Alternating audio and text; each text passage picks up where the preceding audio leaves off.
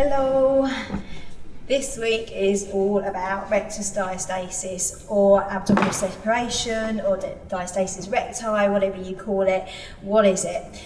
Well, basically, when we're pregnant, our tummy muscles, so the rectus abdominal is the six-pack that runs down the centre of your tummy, separates as baby gets bigger. When you've had the baby, it should start to come back, but obviously that muscle, the connective tissue in your abdominal area has been stretched and has been weakened because you've been pregnant, so it doesn't always come back naturally. Hopefully it will, but it doesn't always.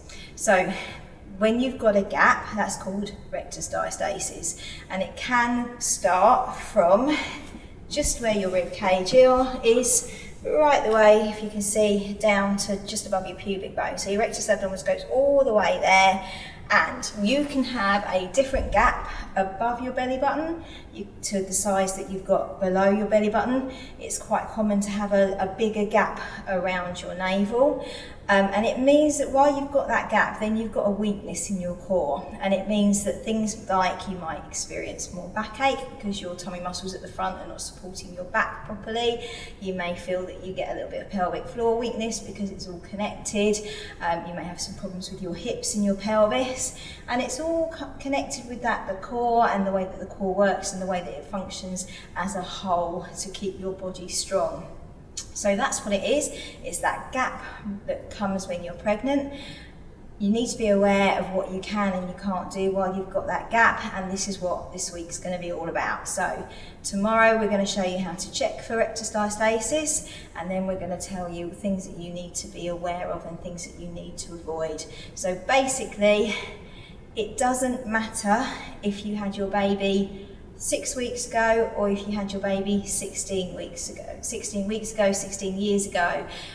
If you've got a gap in your tummy muscles, then you've got a weakness in your core that needs to be addressed. And the things that we do will help you get those muscles stronger, functioning core properly, and hopefully get those tummy muscles to come back together. So keep watching these videos, keep an eye on what we're doing this week, and we'll give you lots of information, advice, tips on what to do to help recover quicker, to let you know that it doesn't matter how long ago you had your baby, there's always time to recover. There is no bad time to start this. You can do it any time.